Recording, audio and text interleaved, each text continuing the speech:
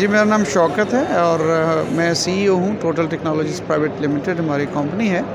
और basically we are Lahore based company, I mean corporate office in Lahore, और हमारे branch office हैं कराची में, इस्लामाबाद में, पेशावर में, मुल्तान में और फैसलाबाद में। हेल्थ एशिया एग्जीबिशन पहले से बेहतर हो रहा है और इसमें काफ़ी पार्टिसिपेट कर रहे हैं, जिसके अंदर डॉक्टर्स भी या प्रोफेशनल्स भी तमाम लोग आ रहे हैं। और बाकी इंपोर्ट रेलेवेंट इश्यूज़ जो हैं वो अभी कुछ कम हो गए हैं, इनिशियली बहुत ज़्यादा थे, तो अब जो है इंपोर्ट रेगुलेट हो गई है, but still there are some issues. Product के अंदर रजिस्टर्ड होना और उसके बाद इलेक्ट्रॉनिक इंपोर्ट फॉर्म का बनना और इस तरह की बहुत सारी चीज़ें मसाइल हैं, बट ये कि चीज़ें जो है वो बेहतर हो रही हैं और इस तरह के एग्जीबिशंस होने चाहिए ताकि लोगों को नई टेक्नोलॉजीज़ के बारे में अवेयरनेस हो और लोग आके सीख सकें और फिर उसके बाद पेशेंट पे अप्लाई कर सकें। नाज़रीन, तफसीलात में जाने से पहले आपसे गुजारिश है कि अगर आप हमारे चैनल पर नए हैं तो प्लीज़ हमारे चैनल को सब्सक्राइब करें, लाइक करें और शेयर करें ताकि हमारी हौसला अफजाई होती रहे, और अपने कमेंट से ज़रूर आगाह करें ताकि हम अपनी नई आने वाली वीडियोज़ को बेहतर से बेहतर बना सकें। Thank you.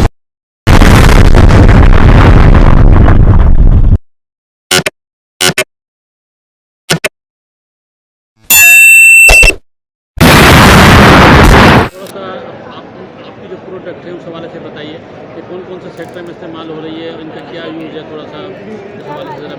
हम हाईटेक प्रोडक्ट्स को डील करते हैं, जिसके अंदर आईसीयू वेंटिलेटर्स हैं और एमआरआई कंपैटिबल एनेस्थीसिया मशीन हैं, स्टेरिलाइजेशन इक्विपमेंट है, फिर न्यूमेटिक ट्यूब सिस्टम है, हॉस्पिटल का जो ऑपरेटिंग थिएटर का इंटीग्रेशन है, क्या कह लें कि हेमरॉइड्स के लिए lasers, that is a quite innovative product, वो हम यहाँ पे कर रहे हैं। और इसके अलावा और बहुत सारी ऐसी प्रोडक्ट्स हैं जो कि इंटेंसिव केस से रेलिवेंट है, वो हम करते हैं। सर दूसरा, जैसे भी आपको मैंने बताया आपसे इंपोर्ट के हवाले से कुछ मसाइल थे, तो आप इंपोर्ट करते हैं, उस हवाले से क्या कहना चाहेंगे? अभी क्या सूरत हाल है इंपोर्ट के हवाले से? इंपोर्ट्स हो रही हैं, नहीं हो रही हैं, इस चीज़ के मसाइल थे?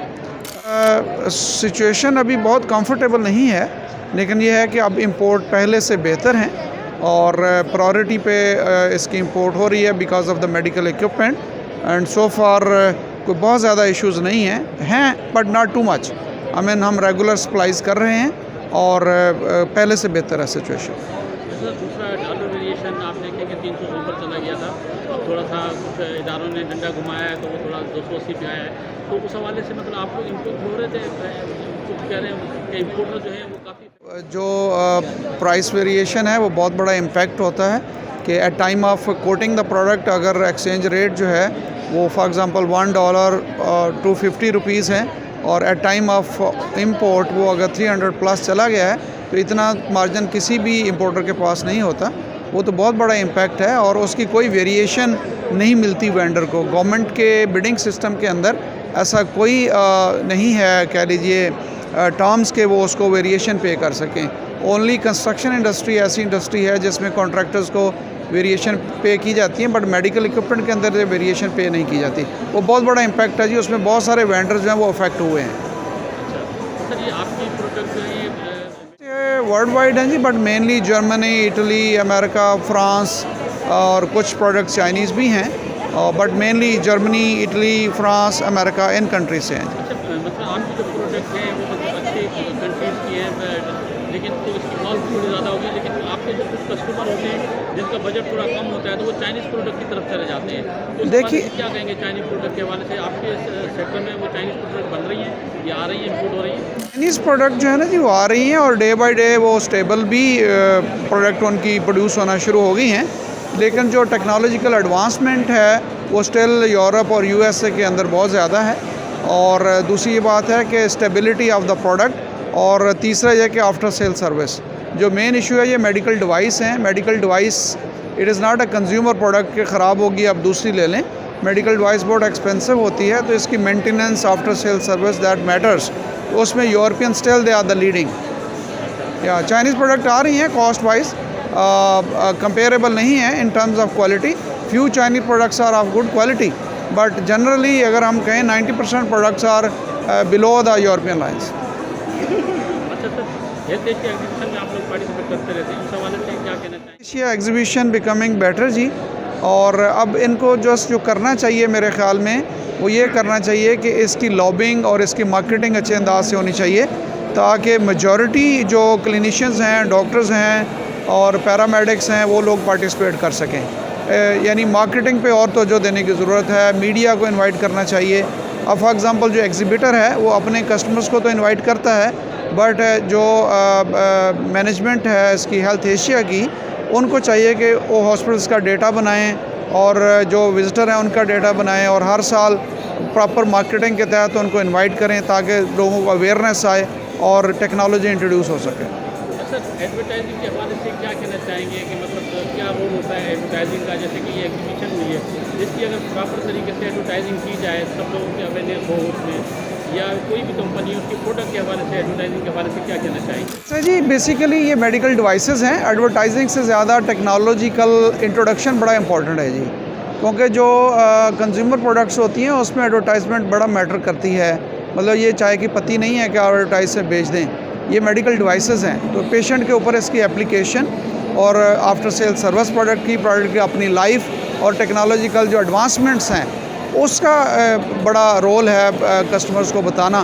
तो उसके लिए एडवर्टाइजमेंट इस पॉइंट ऑफ व्यू से चाहिए कि अच्छा ऑडियंस आ सके और उसको टेक्नोलॉजी इंट्रोड्यूस कराई जा सके। अच्छा, तो दूसरा आपकी जो फील्ड है, आपकी जो प्रोडक्ट है, उसमें और भी कम्पिटिटर होते हैं, आपके कंपटीशन भी होता है, तो उस हवाले से क्या कहना चाहेंगे? कंपटीशन तो एक हेल्दी कंपटीशन तो एक एंड यूज़र को फ़ायदा होता है, उसमें प्राइस भी मिलती है, उनको क्वालिटी भी अच्छी मिलती है, तो उस हवाले से क्या कहना चाहिए? देखिए, कंपटीशन जी, कंपटीशन होना चाहिए और कंपटीशन है भी, लेकिन ये है कि जो मार्केट है उसके अंदर कंपटीशन को काउंट करने का या जो बिडिंग का जो क्राइटेरिया है वो इस तरह से नहीं है कि आप एनालाइज़ कर सकें which company is eight which level. For example, अगर तो जस्ट प्राइस की बात होती है तो कोई बंदा भी अगर वो प्रॉपरली इंपोर्ट नहीं कर रहा, हैंड कैरी कर रहा है या हुंडी से इंपोर्ट कर रहा है, उसकी प्राइस कम होगी, और वो इंपोर्टर जो प्रॉपर वे में इंपोर्ट कर रहा है उसकी प्राइस ज़्यादा होगी। नंबर 1। नंबर 2, किस तरह का उसका स्टाफ कितना ट्रेंड है, आई मीन फ़ॉरन उसकी ट्रेनिंग्स क्या हैं, एप्लीकेशन ऑफ द प्रोडक्ट किस तरह अच्छी है। और ये मेडिकल डिवाइसेस हैं, अनफॉर्चुनेटली इस पर कोई ऐसी रेगुलेशन अभी तक है नहीं कि जो बेचने वाला है वो कितना क्वालिफाइड है। सिर्फ ये देखा जाता है कि प्राइस क्या दे रहा है, उसकी क्वालिफ़िकेशन जो है ना वो किसी भी बिडिंग प्रोसेस के अंदर वो ज़ेर बहस नहीं आती। ये टेक्निकल चीज़ है, इसमें क्वालिफिकेशन और एक्सपीरियंस, इसमें कंपनी को एवेलुएट किया जाना चाहिए कि कंपनी इटसेल्फ कैसी है और जो प्रोडक्ट वो दे रहा है वो कैसी है। यानी evaluation of the product and evaluation of the company of the supplier, that is mandatory. अच्छा, इसमें जैसे मैंने आपको बताया कि एक दो लोगों से मेरी बात हुई है, वो स्मगलिंग से बड़े मुतासिर हो रहे हैं, तो आपकी प्रोडक्ट की कुछ स्मगलिंग होके आ रही है या वाया दुबई या इंडिया? नहीं, ये बहुत बड़ा इम्पैक्ट नहीं है जी। जो प्रोडक्ट हम डील करते हैं ये अब नए रेगुलेशंस आ गई हैं, MDRs कहते हैं उन्हें, medical device regulation in Europe. तो उसमें बाकायदा ट्रैक होता है सीरियल नंबर। उनको अगर आप मशीन का सीरियल नंबर दें तो उनका रिकॉर्ड आपको बताएगा कि मशीन कहाँ के लिए एक्सपोर्ट हुई है।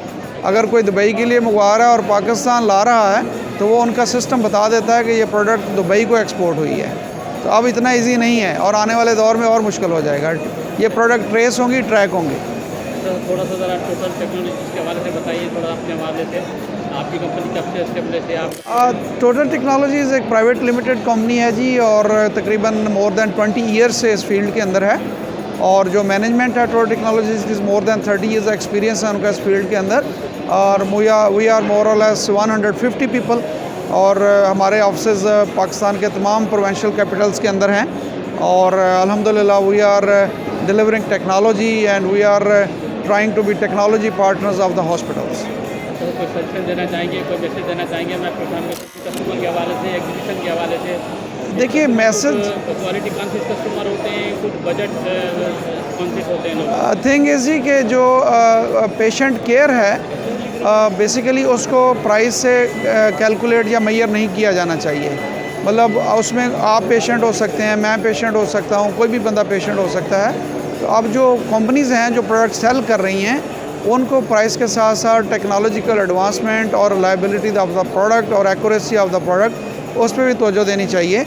इसलिए कि ये मेडिकल डिवाइस है, पेशेंट इसका यूज़र है, बेनिफिशियरी भी पेशेंट है, तो इसलिए जितनी अच्छी प्रोडक्ट होगी, कंपनी की अपनी सर्विसेज होंगी, उतना रिस्क फैक्टर कम होगा।